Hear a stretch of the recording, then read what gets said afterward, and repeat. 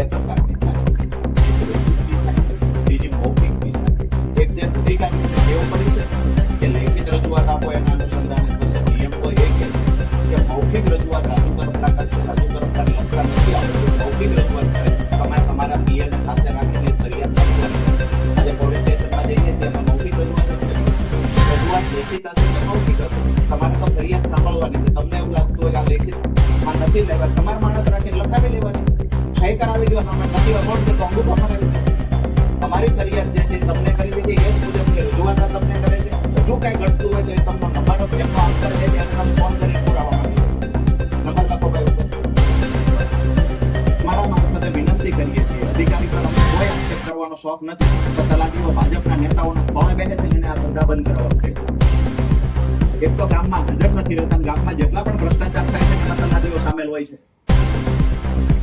પહેલા કહેતા હજુ કહીએ છીએ કે ભૂતકાળ ભૂલી જાય, તલાટી ભૂલી જાય અને આજે આ ખુરશી પર બેઠેલા અધિકારીએ ભૂલી જાય. જિલ્લા પંચાયતનો પ્રમુખ અથવા તો કોઈ ધારાસભ્ય બે તમારી બાજુ બેઠા હોય એટલે એનો મતલબ એવો નથી કે અધિકારીઓને બચાવી લે.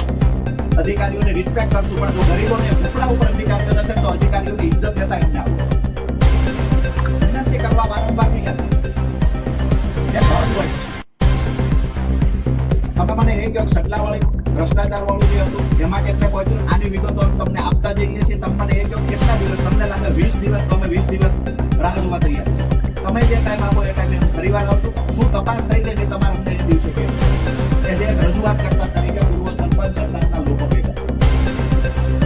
અમારી વાત તમને ખોટી લાગતી હોય કે કાયદાની બહારની તમે વાત કરતા, તમને કેવું અમારું ધ્યાન દો.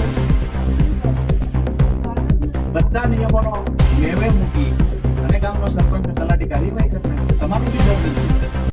ટીડીઓનો ડર નથી, જિલ્લા વિકાસ અધિકારીનો ડર નથી, કલેક્ટરનો ડર નથી. કાં તો તમે એમને સાવરો અને કાં તો એ તમારું ગાંઠતા નથી. આટલા બધા નિયમોનો ભંગ કરીને આવી રીતે એક પરિવારને આખા ગામના પ્લોટ આપી દેવાના. કાંઈક તો છે. કાં તો તમારે કયા તમારો ડર નથી અને કાં તો એમાં તમે ભેગા, કાં તો એને તમે સાવરો. કેટલા દિવસમાં તમને રજૂઆત જે તમને જોઈએ અમે આપી દઈએ, પુરાવા આપીએ. તમે રજૂઆત દિવસો કહો અમને કેટલા દિવસમાં આનું નિરાકરણ આવશે, કેટલા દિવસમાં તપાસ કરશે. તપાસ થશે એમાં પુરાવા આપવાની તૈયારી સંપૂર્ણ અમારી છે. કાર્યવાહી જે થાય અમારે પરિણામ પણ જોઈએ છે, કાર્યવાહી બી જોઈએ છે. જે લોકોને ખોટી રીતે પ્લોટ આપ્યા છે એ તો તમે માનો છો ને કે ગામમાં એક કરતા વધારે ઘર હોય જેને ખેતીની જમીન 50 વીઘા હોય, આ વ્યક્તિનો પ્લોટ નથી. આવું તો માનો છો? આ તો માનો. એક મિનિટ આ તો પાડો. આ કે ના તો કયો? હા ઓકે.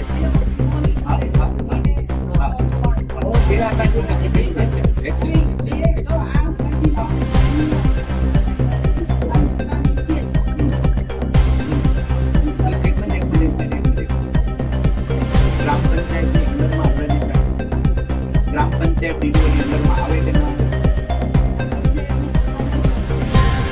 અરે ગ્રામ પંચાયતમાં ગોટાળો કરશે તેની ફરિયાદ કોને કરશું? આપણે એ તો હું કહું છું. આજે કોન્સ્ટેબલ સ્વતંત્ર અધિકાર ધરાવે છે, પણ કોન્સ્ટેબલ પૈસા લેશે તો એસપી ને રજૂઆત કરશું ને. એઝ એ ડીડીઓ તરીકે ગ્રામ પંચાયતમાં કાંઈ થશે તો રજૂઆત તમને જ કરશું. બરાબર છે? કાર્યવાહી બી તમારે જ કરવી પડશે. તમે જો કાર્યવાહી ન કરી શકો બીજી ઓફિસ અમને એડ્રેસ આપો, બીજી ઓફિસ. તો અમારી વાત એ છે કે એને જાહેરમાં હરરાજી નથી કરી. પહેલો આક્ષેપ આ છે. તો આ ખરીદી થઈને જે હરરાજી થઈ એ બોગસ ગણાય કે ન ગણાય? જોઈને જાહેરમાં ન કરી હોય તો અમે આપીએ છીએ પુરાવા આપશું, બધા પુરાવા આપશું. મને એટલું કહો કે એક રૂમમાં બેસીને જો આ વ્યક્તિએ પ્લોટ વેચી દીધા હોય તો ગેરરીતિ થઈ છે, બરાબર છે? એના પુરાવા અમે આપશું. ગામના લોકો ગામના લોકો આજા ગામના લોકો બરાબર છે. ગ્રામસભા કરીને હરરાજી કરી છે. કેટલા દિવસે બનાવ્યું નહીં.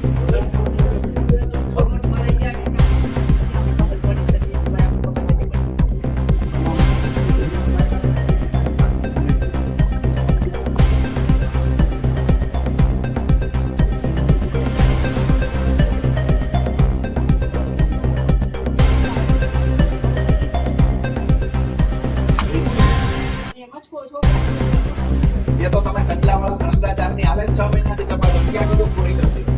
અમે તમને કીધું, તમને અમે કીધું 15 દિવસમાં દિવસમાં તમે અમને કહેજો કે આટલી તપાસ પહોંચી છે, આટલું કરીને મળ્યું છે. અમે એવું નથી કીધું 15 દિવસમાં તપાસ પૂરી કરો. તમારે 15 દિવસે અમારી રજૂઆતને લઈને 15 દિવસે કહેવું તો પડશે ને. 15 દિવસે આટલી તપાસ પહોંચી. હવે એમાં બી તમે એવું કહો કે 1 મહિને આવજો.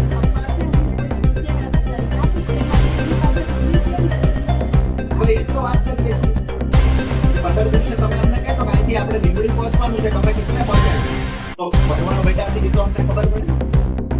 અમારી વાત જ એ છે.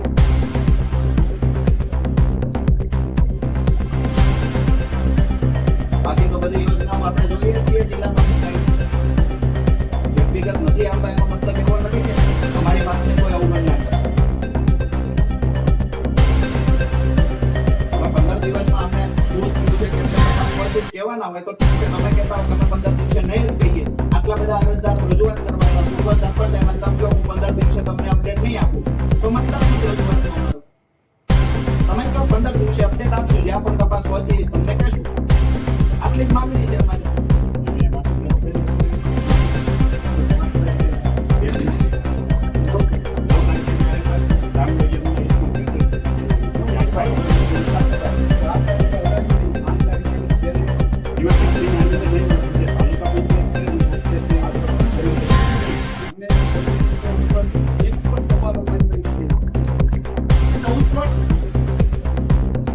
માંથી 45 પ્લોટ જેના 1 કરતા વધારે ઘર છે, જેને ખેતીવાડીની જમીન 50 વીઘા કરતા વધારે જમીન છે, એવા લોકોને પ્લોટ આપી દેવામાં આવ્યા. પૈસાની ગરીબ છે, જેને ઘરનું ઘર નથી, એટલા લોકો છે.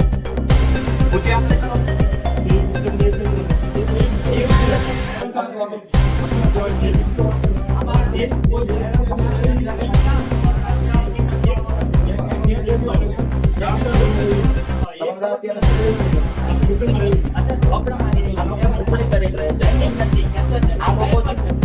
ઝૂંપડી કરીને રહેશે, એના નામે કોઈ જમીન નથી, જેના ઘરમાં પંખો નથી, એવા લોકો આજે પ્લોટથી વિહોણા છે, એને પ્લોટ નથી મળ્યો. અને જે ભારતીય જનતા પાર્ટી સાથે મળેલા લોકો જે છે એને 1 કરતા વધારે 50 વીઘા જમીન છે, પોટનદાર છે, એને અત્યારે પ્લોટ મળે છે.